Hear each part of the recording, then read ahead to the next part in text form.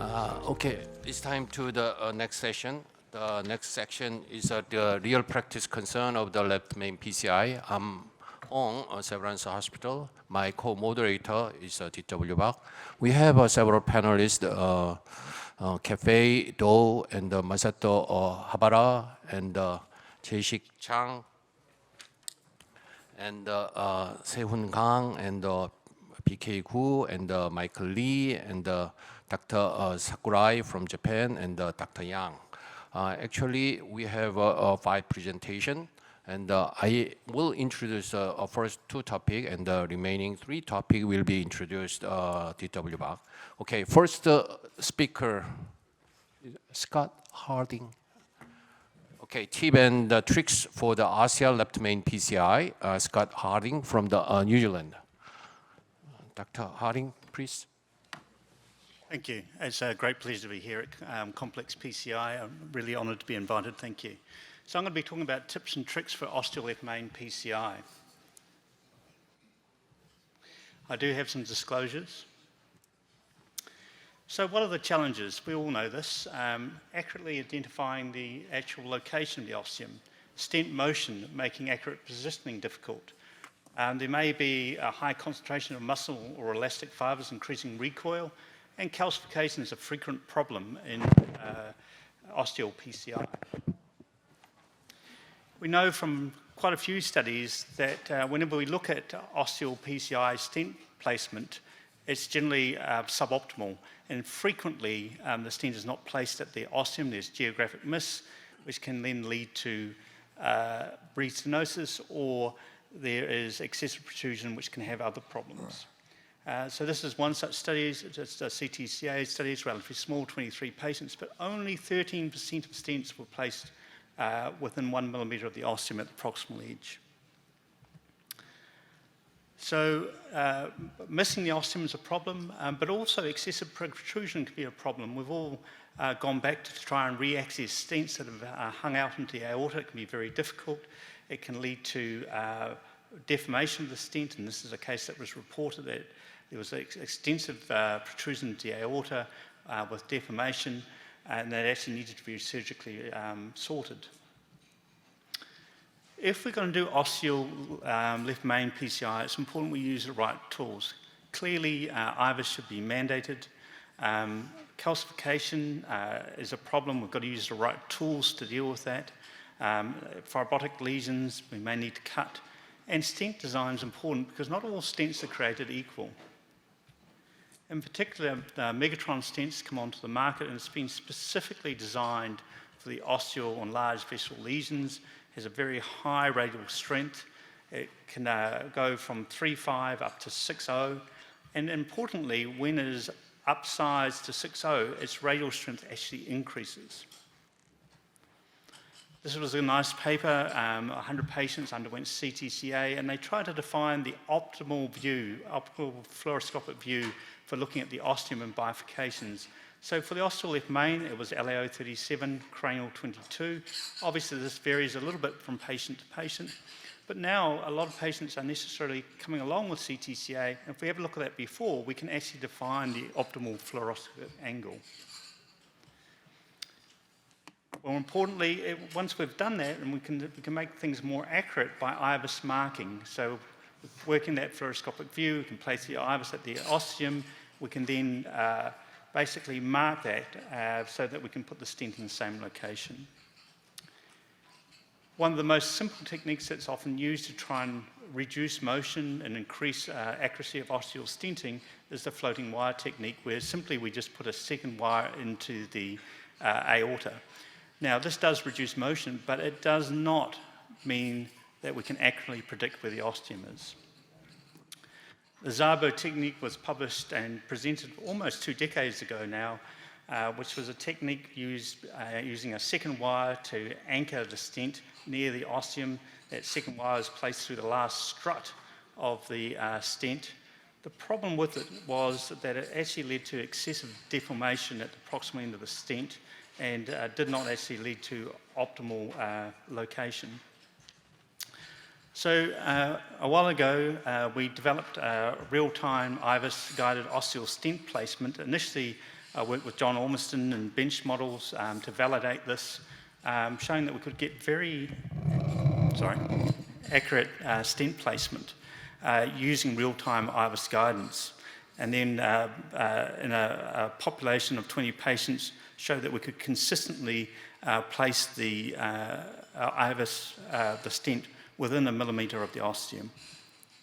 So I'll show you a case. So this is a CTO of the ostial left main. The patient had had a previous lemur 20 years earlier. We knew the CTO was short. We crossed it in an antegrade manner, did a bit of ballooning. You can see it's short. And then we have to stent the ostium. So what we do is place the stent into the ostium. We have a second wire in the aorta. We then mount the IVUS on that second wire and adjust it so we can see the ostium. So if you have a look at the right-hand panel, what you can see is clearly, you can see the ostium of the left main, and you can see the stent protruding from the ostium of the left main. The key part of this is that any part of the stent looks the same. So you have to scan backwards and forwards to find the proximal edge, and the proximal edge is a transition between, you'll see a void just at the beginning there, that's the balloon, and when it transitioned to that hyperechoic sphere, that's the beginning of the stent. So once we get this position, we're very happy, we can deploy it, and you can see this is the pullback image from the aorta. It looks like a very nice position, and that's confirmed by pullback from the left main. And this is the angiographic result. So real-time IVUS guidance of ostial stenting has a number of advantages. It allows very accurate identification of the ostium and guidance of stent placement. It also reduces stent motion because you have that wire in the aorta. You also have the IVUS in the aorta, which tends to reduce motion. Of course, you have the other benefits of IVUS. You can look at morphology, stent sizing, and stent optimization. The disadvantages, it needs at least a 7-French guide. You need a low-profile IVUS catheter, and it's suitable only for 010 or 001 bifurcation lesions, ideally with a large B angle. So, in conclusion, ambiguity of ostial lesions, motion of the stent prior to deployment, and calcification can lead to suboptimal outcomes in ostial stenting. Optimizing angiographic angles and use of intravascular imaging obviously has been shown to improve outcomes, but real-time IVUS guided ostial stenting allows for very precise stent placement and subsequent stent optimization. Thank you. Excellent presentation. Okay, we will move to the next topic, the OCT-guided precise PCI for left main bifurcation stenting. This topic will be presented Dr. Akasaka. Dr. Akasaka, please. Thank you, Dr. Myeong-Ki, and ladies and gentlemen. This is my disclosure slide, and today's discussion point is recent data of OCT-guided PCI compared with others, and risk and mechanism of restenosis at the side branch orifice. We discussed from the beginning of this session, and the prediction of side branch occlusion and during stenting, and how to select the ideal cell at the side branch orifice for obtaining the optimal stent deployment. Okay. So as you know, this is one of the data from Korea, intravascular imaging versus angio guide. Yes, complex PCI, as you know, imaging guide is better compared with angio guide as you expected. Right. Yes, this is a sub-analysis, severe calcified lesion, diffuse lesion, and unprotected left main coronary artery. Imaging guide is better, and also the IVUS CTO should be better, but through bifurcation, there are no significant difference between intravascular and angio guide in this paper because of the lower number of the population, as shown in this slide, 200 and 100. And this is another data, recent data, also from Korea, OCT or IVUS for PCI. They divided 1-to-1, but any bifurcation is 500 and 500, and left main is 100 and 150 around. We are not sure left main bifurcation, but maybe less than 100 based on this data. There are no significant difference between IVUS guide and OCT guide, and also there are no significant difference in bifurcation region. therefore, because of the lower number. This is the one of the study OCT guide and angio guide for complex bifurcation lesion, and they divided 600 and 600 for OCT guide and angio guide. They did on-site training in OCT guide. This is a very important point. And the all-cause mortality, cardiac death, and ischemia-driven target lesion revascularization, and also the patient-oriented composite endpoint, OCT guide is better. However, statistically not significant. But if we focus on primary endpoint, including cardiac death, target lesion, MI, and ischemia-driven TLR, OCT guide is better than angio guide. This is the recent data. Why? One of the mechanisms of the side branch occlusion, as you know, the Prague shift and carina shift, but mainly carina shift is a cause of the side branch occlusion. How to predict the side branch occlusion by OCT? If the carina tip angle is more than 50 degree and bifurcation point to the tip is more than 1.7, the risk of the side branch occlusion is lower. Let's start the case, 85 years old, effort AP. The patient had a CABG by SBG because of the old age, and the graft to LAD is stenosis by CT, and recently he had an ischemia because of the progression of the distal left main. That might be the cause of the ischemia of LAD. The bypass to the diagonal is patent, but this have to cover the old LAD and LCX, and this is an OCT, and here is the bifurcation after pre-dilatation, and the area is very small, and but the angle is 64, and the tip to the bifurcation point is 1.7, and we did a crossover stenting, and this is very good for the beginner because protected left main, right? And we expected there are no disease at the Prague shift or carina shift at the bifurcation, right? So, and then after pot, and we try to select the cell because it's quite easy in this case. Then we did a kissing balloon and the pot, and then you can get a good circumflex orifice and the proximal strut attached to the proximal side of the side branch. So the result is very good. And we are worried about the restenosis of the side branch orifice. This is one of the representative case of the 3D image of left CX restenosis after a left main crossover technique. 3D OCT clearly demonstrates the restenosis by the neo-intimal proliferation at the left main in bifurcation with 3 LCX different orifice. At this time, how do you select which one is the best to select, right?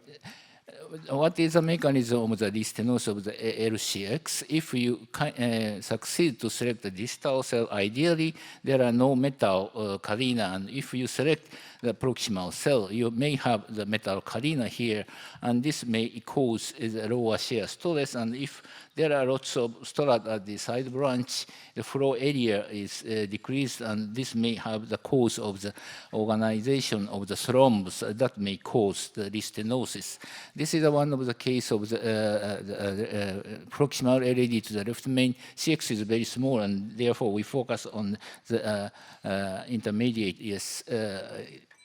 branch, and then initially wire is proximal cell.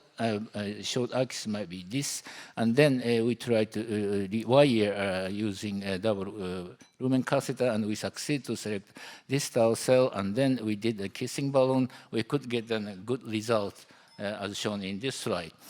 And this is another case, not truly the left main, but from proximal to the left main, we missed to put the stent. We tried to stop the just proximal site, but however, stent goes to the bifurcation, and there are huge incomplete apposition at the bifurcation site.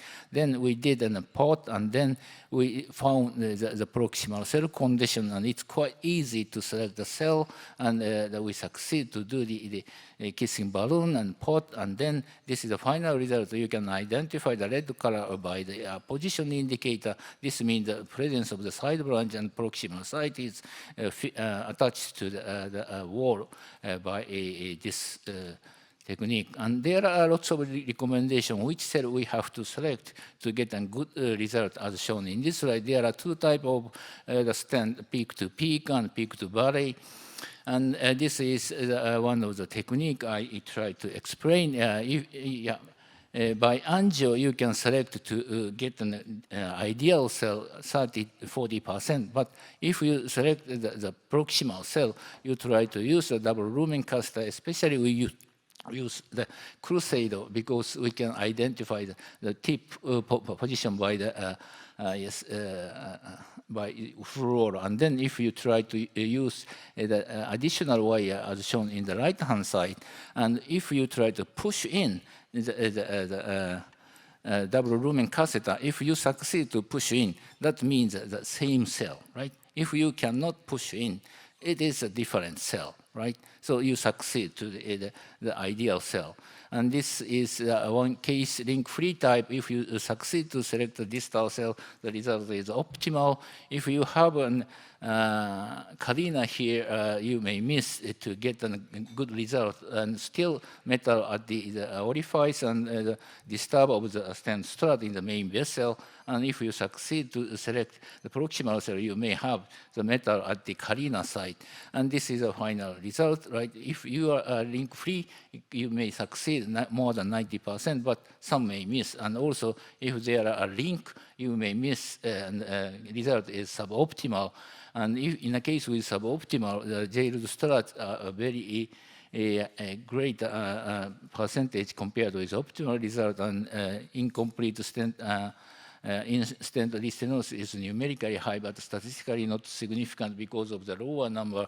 And then we did a randomized study as shown in this slide, and the final result is very similar. We succeed, the optimal result 65%, and suboptimal result is 35%. It is very important to know which one goes to the idea, or which one may miss to the suboptimal. There are three components to assess the anatomic relevance of the two branches, and to estimate the plaque morphology and disease extent in the two branches should be very important in left main bifurcation region. Therefore, imaging guidance should be mandatory to obtain the better clinical outcome. So this is my final message, and especially I would like to emphasize the final message. Ideal cell selection by 3D OCT guidance should be essential to perform optimized stent deployment, not only in the main branch,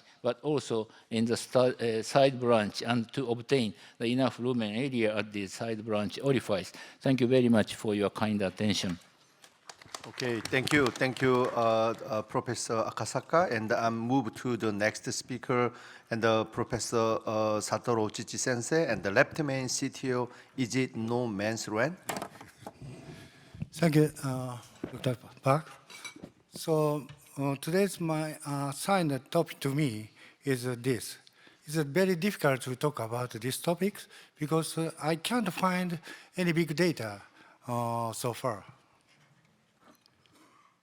So the LM supplies over 50% cardiac muscle in the setting of the right dominant coronary system, and as high as 90% in the setting of the left dominant system. Large registry data shows the LM-CTO is rare.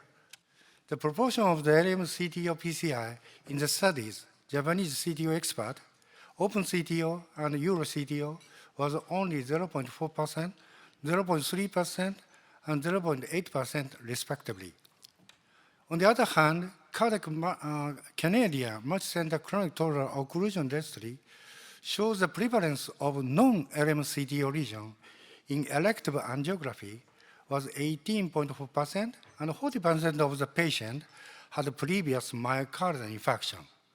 If the myocardial infarction occurred at the LM, patient barely survived. And the another 60% of remaining cause is the cause of CTO is plaque progression. If the stenosis progress at the LM site, patients usually go to the hospital and referred to the treatment and before occlusion. From 2006 to the present, we have performed 1,212 cases of CTO PCI, of which only 2 cases were LM-CTO. So today, my discussion point, which patient in LM-CTO would be indicated for PCI? If do, what should we think about? The LM usually short and the diameter is big, but there is a variation at the distal end. This slide shows a representative histopathology of CTO lesion. You can see the soft plug is on left side. We expected a smooth wire passage in this region. This is another histopathology of CTO lesion. The organizing thrombus and the proteoglycan thrombus, they are well seen at the short occlusion period CTO, but the calcified CTO and the non-calcified CTO, the fibrous plaque with the negative remodeling, had a long occlusion history of occlusion. So in such cases, the wiring is very difficult to pass the lesion. So the LM lesion is very long, LM lesion is short and there's relatively straight. And also we can see the entry. So applying the LM lesion to JCTO score, it is mostly classified 0 to 1. So it means wire passage, antegrade wire passage is easy, the LM lesion. However, LM has a distal bifurcation angle. So we needed to consider the wire direction if we try to pass the lesion. So we should consider the wire direction. It is we should direct the branch with a small angle. These are representative collateral in which the LM is occlusion. In case of with extremely developed septal channel, retrograde approach may be possible, but may expose patient to critical occlusion, critical condition if the problem occur in RCA. Tortuous epicardial collateral should not be used because decreasing flow through the collateral can cause total myocardial ischemia. So in summary, lesions in LM-CTO are usually short, but most of them have bifurcation with varying bifurcation angle at the distal end. Short duration of the LM-CTO might be a candidate for antegrade approach. The well-grown epicardial channels are essential for patient survival, and retrograde approach using these channels are contraindicated. Even in case where a very large number of septal channels have been developed, retrograde approach may damage only remaining RCA and may expose patient to a very critical state. I'd like to show one case. This is a 65-year-old male with unstable angina. In this case, CVG was chosen due to the critical stenosis of left main and a non-favorable angle toward LAD. And the CVG was later to LAD, SVG to D to sequential 12-14 PR, and GA to RCA. The patient course has been good for about 10 years. Recently, the patient has become aware of chest pain during exertion. ECG shows no myocardial infarction. UCG also shows no regional wall abnormality. Coronary CT, all grafts are patent, except the sequential part between diagonal to 14 PR. But the GA seems not to be sufficient to cover large RCA territory. LM and LCX are occluded. LM region is short, only small spot calcium and a smoother angle towards the LCX. So we found RCA progression also, so stenting fast, but the patient is very active and still angina during exercise. So we decided to PCI to LM and LCX. First, I tried to integrate approach, but it failed. Then I tried to the retrograde approach via diagonal, SVG to diagonal to LAD. Using the Conquest Pro 12, I penetrated the distal fibrous cap. So the two major problems at that point to avoid: aggressive antegrade wiring caused hematoma and eventually occluded the vessel, and aggressive retrograde wire may create the aortic dissection. So I was handling the wire, I was under IVAS guidance, and finally I passed the retrograde wire directly to the antegrade guide. Then I continued the LCX CTO PCI, but also the LCX is difficult to integrate approach. Then I used the retrograde approach via epicardial channel from the native LAD. Then the successful reverse cut, this is the final. This is the procedure summary. Antegrade wiring failed, and the retrograde crossing, externalization, antegrade wire for the LCX, then the retrograde wire from the LAD, native LAD to the epicardial channel, reverse cut, and rewiring, and stenting, and stenting. This is a follow-up. No restenosis and no influence for the graft. So in my summary, LMCTO is rare. Short duration LMCTO might be a candidate for antegrade PCI. LMCTO in post-CABG patient may be an indication for PCI. SVG will be a choice for retrograde route. IDA should not be used because of a high chance of complications such as spasm. Due to short region length of LM, reverse cut may have a chance of hematoma creation. Thank you very much for attention. Thank you for your lecture. So I'm going to move to the next lecture, left main acute MI with cardiogenic shock, how to rescue, and Professor Jung-Min Ahn from Asa Medical Center. Thank you, Dr. Park. My topic is left main MI with the cardiogenic shock. Actually, previous title would be the right answer to my title. Actually, the left main STEMI with the shock is no man's land, I think. I'd like to share several my cases. 57-year-old man, STEMI, the diffuse ST depletion and atrial elevation, severe chest pain. At the emergency department, the brief arrest. Fortunately, patient recovered from the 1 or 2 cycle of CPR. So patient transferred to our cath lab. So this is the first shot of left.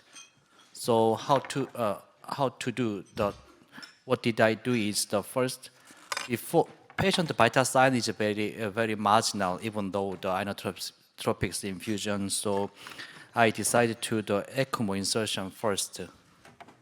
After ECMO insertion, this is the first shot after the ECMO insertion, very critical stenosis of distal left main. So I insert the wire and Bollinger pressed first. So this is a caudal view shot. Fortunately, the lesion is located in the distal left main. Circumflex ostium looks fine. So I just implanted the one long stenting. So this is the final angiogram. Some stenosis, but I don't care because very acute state, acute the shock status. So I don't touch anymore. Patient transferred to the intensive care unit. The serial X-ray showed that during the hospital course, we insert the catheter into the LA to reduce the LV unloading, LV LA venting. But finally, patient is recovered and still survived and recently visited my outpatient clinic. This is another case, another STEMI case. Patient chest pain, but vital sign is not that low, blood pressure not that low, but this is the first shot of my emergency call. But unfortunately, after change to the guiding, I cannot find the left main. So left main ostium was disappeared. So patient complained of severe chest pain.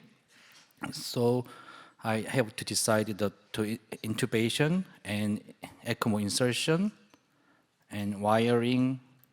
It took a time, but due to intubation and ECMO insertion, so I could get a time for the LAD rewiring. So balloon inflation and simple crossover, one single stent for the left main shaft. So patient still survived.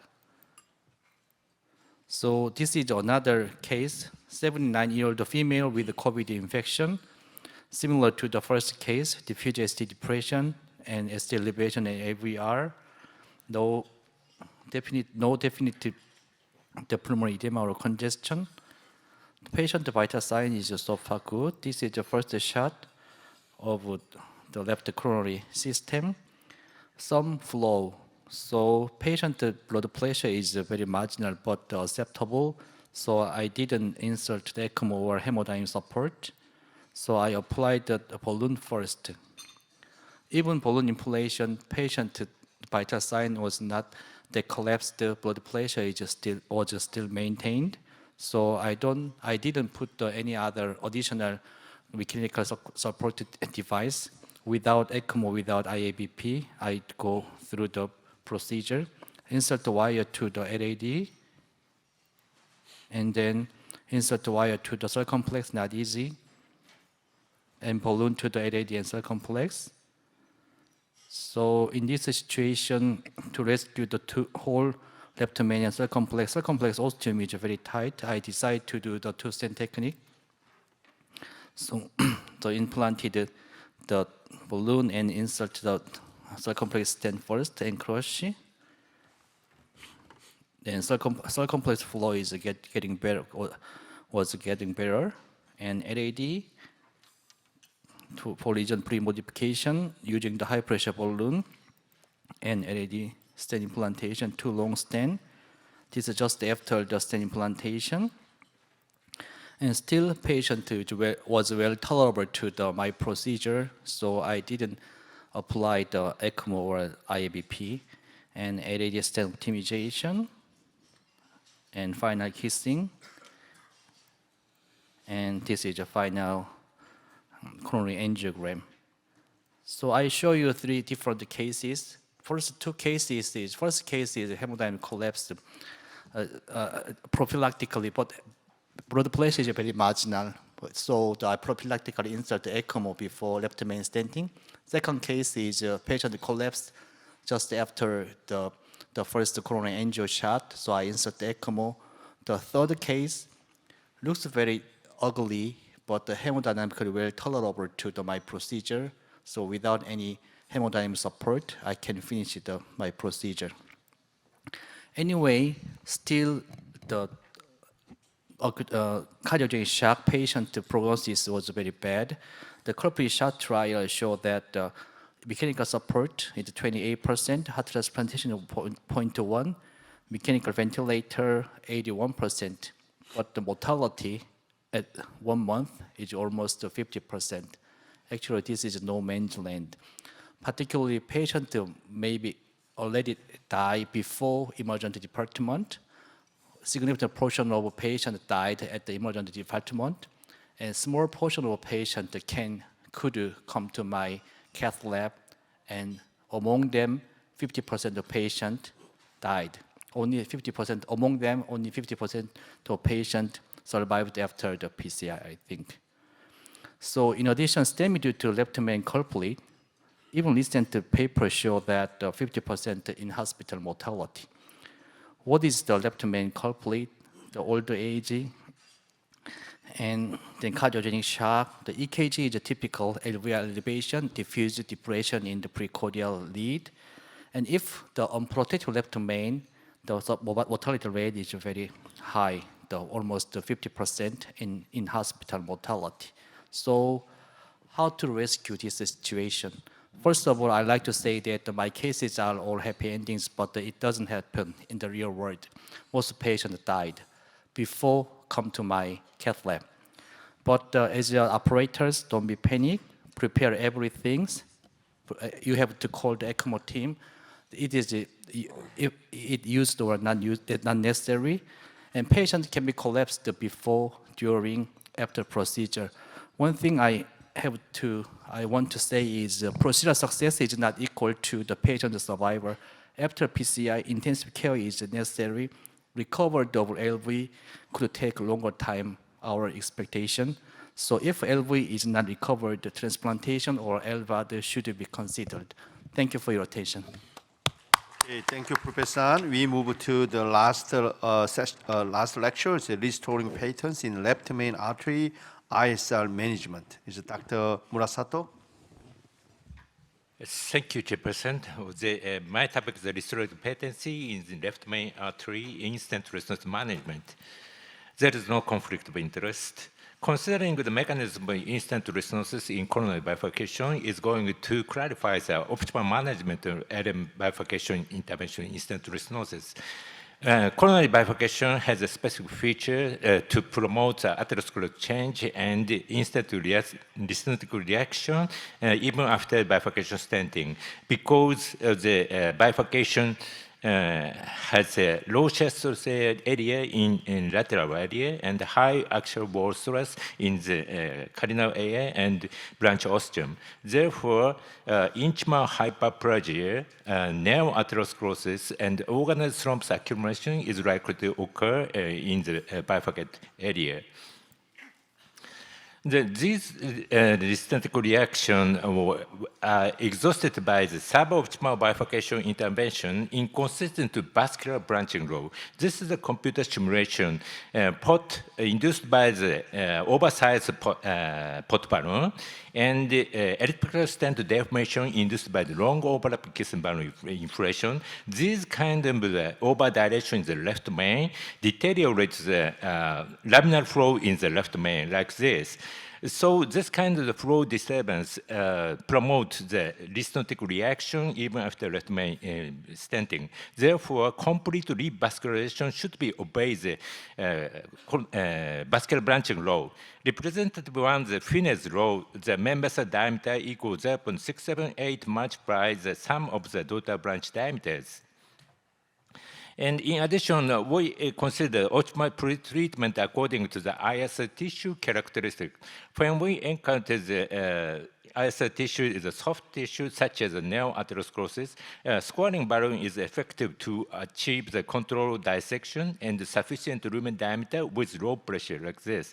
However, when we encounter a large amount of hard tissue such as the intimal hyperplasia or organized thrombus accumulation like this, even with using a scoring balloon, we cannot control the dissection, so additional stenting is inevitable in such case. However, in Japan, we can use directional coronarotectomy and remove the ISR tissue completely, and subsequent DCB is considerable. Another mechanism of the bifurcation and bifurcation intervention is the mechanical stimulation of the stent. Famous one, the gel strut. We previously reported the gel strut, gel side branch ostium has more thrombus attachment compared to the optimally dilated side branch. And 1 year follow-up OCT clearly demonstrates the Ostial narrowing the side branch because of the intimalization on the gel strut. This is a typical case of the LM to LAD crossover stenting without final kissing balloon inflation. 3 years later, L6 Ostial tight restenosis occurred, and FFR dropped to 0.67, and OCT clearly demonstrates tight stenosis because the internalization on the Z strut. So this type of restenosis, so-called fenestrated restenosis, which is another concern long time after crossover stenting to the LM to the LAD without kissing balloon inflation. Another mechanism is the malapposition. This kind of the proximal malapposition is likely to occur the LM bifurcation because there is a big gap between the LM and the LAD, and this kind of malapposition is likely to occur. And when we perform the port or kissing balloon inflation, the insertion of the balloon inside the stent causes the proximal stent H deformation. Therefore, this kind of malapposition is the most frequent mechanism of very late stent thrombosis. Subclinical stent thrombosis lead to the in-stent restenotic reaction. Therefore, when we encounter this kind of malapposition, we should correct properly. Another mechanism is the metal overlapping. This is a case of the side branch ostial restenosis 9 years after crush stenting. Here you can see 3D OFDI clearly demonstrated half of the side branch ostium gelled by the clustering of the side branch stent. And cross-sectionally clearly showed the incomplete crush inside in the member cell. Inside the crushed stent, organized thrombus was apparently found, and subsequent internalization occurred around the organized thrombus and side branch ostium. That is the mechanism of the in-stent restenosis. Therefore, when we encounter this kind of restenosis, we should lead the guide wire to the optimal distal cell here, and aggressive side branch opening should be done.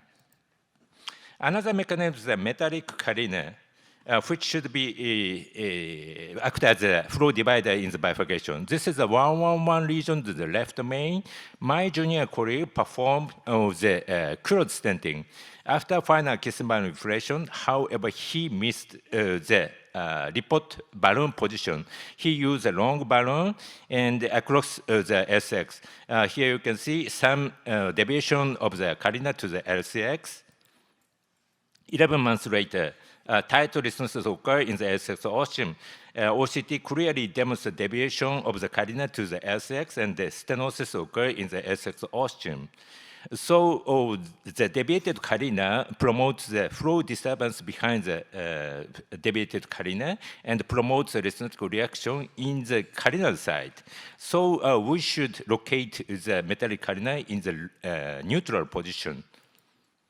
Final mechanism is the calcified nodule. Calcified nodule inside the stent is likely to occur stenting on the fragment of calcium or stenting on the directly on the calcified nodule, protrusion of the calcium inside the stent, and the calcification of ISR tissue. Higher risk was found in the hemodialysis patient and prior CABG. This is a typical case with unstable angina. CKD on hemodialysis, CBG performed 14 years before. Because of the insufficient flow to the lighter to LAD, in the previous hospital performed the LM to the LAD crossover stenting and mid-LCX stenting. And 4 months before, there is a tight stenosis, the LCX, they performed the additional stenting, the LCX ostium, and forming the T stenting. However, 4 months later, recurrence of angina occurred. This is the first CAG in my hospital. Here you can see LM and the LCX ostium has a tight stenosis. This is a pre-PCI IBUS. Here you can see left main and the LCX also has a calcified nodule and under expansion of the stent in the LMT. So we perform the rotational atherectomy to the LM to the LCX using the 1.5 and the 2.0 mm burr. And the preparative balloon dilation performed according to the Finesse law. 3.0 mm balloon for the LCX and the 3.5 mm balloon for the LAD, kissing balloon inflation performed. The 4.5 mm balloon for the left main part. And the DCB treatment performed 3.5 mm DCB for the LM to the LAD, L6, and 4.0 mm DCB balloon for the LM to the LAD. This is a final CG and the IBUS. Final CG is acceptable. And in the IBUS, sufficient lumen gain was obtained the left main, LCX, and LAD. And there is no metallic carina, and there is no calcified region inside the stent. In conclusion, my philosophy of the management left main in-stent restenosis. First, restoration of optimal lumen according to vascular branching law. Second, effective debarking or modification of in-stent tissue. In case of the soft plaque, squaring balloon is effective. Second, rich fibrous plaque, DCA is considerable. Calcification, the calcified modification device should be considered. Less additional stenting, DCB firstly considered, and relocation of carina or neutral position, and complete removal of J strut under the imaging guidance, 3D OCT guidance is favorable. Thank you for your attention. Thank you. Excellent presentation. Now it's time to open up the discussion for regarding the 5 presentation. Any comment? Yeah, thank you. So I have a question to Dr. Scott Haring. So I think that is a very good idea for the ostial stenting. But I think that when I perform an IVAS on the coaxial image, but usually upper side is longer compared to the below side. So and your technique is that is not a coaxial image of the IVAS. So how to decide the optimal position of the stenting? Yeah. So there's 2 aspects to that. So first of all, for example, the left main and the aorta aren't necessarily perpendicular, right? So sometimes it's angled. So it means that you can never land the stent exactly at the ostium and for the whole. What we want to do is make sure we have coverage of the whole lesion, which means you may have a little bit of stent protruding because of the angle, but that minimizes the protrusion. The amount of protrusion is very small. Yes, there is a degree of problem with coaxiality, and it really does depend on getting your guide into an ideal angle. And for the right coronary, it can be more difficult, particularly with anterior takeoff, than for the left main. Doing the ostial LAD is a lot easier because if you've got an intermediate, you're far more coaxial. But even with that lack of coaxiality, you can still get very accurate stent placement, within usually 0.5 millimeter. So yes, there is some lack of coaxiality, but in practice, it still leads to very accurate stent implantation and far more accurate than just IVUS marking or angiographic placement alone. Okay, Hading. In spite of every effort to precisely locate the left main stent to the precise ostium, but sometimes it is unavoidable to prevent the protrusion of the left main stent to aortic lumen. So my question is, how much protrusion of left main stent will be acceptable for long-term clinical outcomes, and what is your opinion? Yeah, and so a little bit of protrusion is not a problem. So if you have 1 millimeter of protrusion, it's not a problem. It may be even up to 2 millimeters. The problem is if you deform that stent, right? And we saw that data from Excel, that if you protrude more during the case, you're more likely to deform the stent. If you deform the stent, then the clinical outcome's a lot worse. So it's very important. Secondly, that reaccessing can be a real problem.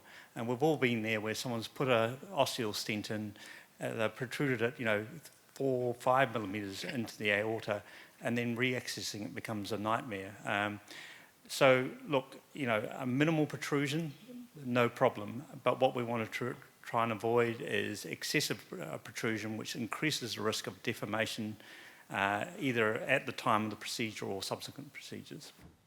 Actually, Dr. Harding's presentation is a high level of the procedure. What I mean is that the first principle of ostial lesion is the first priority. We usually miss the os by the stent. So that is the first priority. And second one is too much the protruding of the stent, maybe to reduce it. And finally, when you use the guiding caster should be used a side hole. What I mean is a non-side hole and impactor in the total blood flow. So, and finally, the last one is the manipulation of the guider. When you pull back, stent deploy, and the balloon back, and at that time, the guiding caster was into the left main. It makes some injury. So that is the usual general rule for the ostial stent. Okay, I have one the comment or question to Dr. Akasaka. So and this year ESC late-breaking hotline session and October trial, 3 consecutive big imaging-guided PCI trial was presented. One of them is October trial, is published in New England Journal of Medicine, OCT-guided bifurcation PCI. I think that is a very dramatic trial. 20% use left main PCI. So, however, after the several times reading New England Journal of Medicine, is OCT-guided bifurcation PCI optimization algorithm seems to me too much complex, not intuitive. So I think many interventional cardiologists don't understand how can use the OCT-guided left main, bifurcation PCI. As you are lifetime expert in OCT-guided PCI, how do you think about how can you use the OCT-guided left main the bifurcation PCI? Yeah. Thank you very much for a wonderful question. Yeah, it is very important, right? We are still on the way, which is the best, because we cannot choose the link position, right? It's by chance. So 2 link should be much better to get a link-free condition. 3 link may have a little bit bigger chance to have a link at the orifice, right? So if there are link, even if you try to select the distal cell, the result is not optimal. Sometimes still there are a lot of metal on the side branch orifice, and sometimes may make the disturbance of the cell of the main branch. That is a worse condition, because discussion is always focusing on the side branch treatment, but we have to pay attention to the main branch. So main branch condition is very important. That is one, right? And if you are confident to keep the main branch condition, try to think about how to treat the side branch orifice. If there are link at the center, we cannot get a good result. So we are not sure at the final result, but we have to compare, leave it alone, and still do the kissing bowl, right? Anyway, we have to know what really we did, right? And we know the condition, final condition by OCT, and long-term follow-up, we will get a final answer. And link-free time, if you link-free type, if you succeed to select a distal cell, you can get a good result. Yeah. So generally speaking, try to treat the side branch orifice in case with a link-free, no link at the side branch. So if I may add additional question on the previous question and your answers, is that we are learning a lot from your Japanese, trials, like in the Professor Murasato's presentation, that you just mentioned that good results, but I'm wondering whether that good results can really be translated into the clinically good results. So I think we need some kind of insight from your experience that do you really think that those OCT-guided routine perfect side branch optimization may improve the outcome in comparison to simple crossover? Right, right. It is very important, yes. That is the reason why we now try to follow the trial, right? 600 is enough or not, but 400 we did an OCT guide side branch opening. The succeed to get a good result is 65%, but the missed 35. And we leave it alone, 200 cases. Actually, 135 or around, right? But we have to compare the final result. we are now trying to get the final result of the clinical data. But I would like to emphasize, anyway, if there are a link at the side branch orifice, the result, soon after the KBT, the result is not ideal. We can confirm. It is very important, right? I have a question to you. And just like me, all interventionists is not familiar and not expert in doing OCT and interpreting the OCT finding. So from the very real practice viewpoint, in real practice in the left-hand bifurcation intervention stenting, I was can the same position as the OCT and some replace or OCT. I was can do the, I can similar ability as the OCT. Yeah. In some place, yes, very similar, but some is different because each modality may have an advantage and disadvantage, right? Every technique is like this, right? The people are, like to discuss physiology is better or imaging is better, but it's a complementary method. We have to need both, right?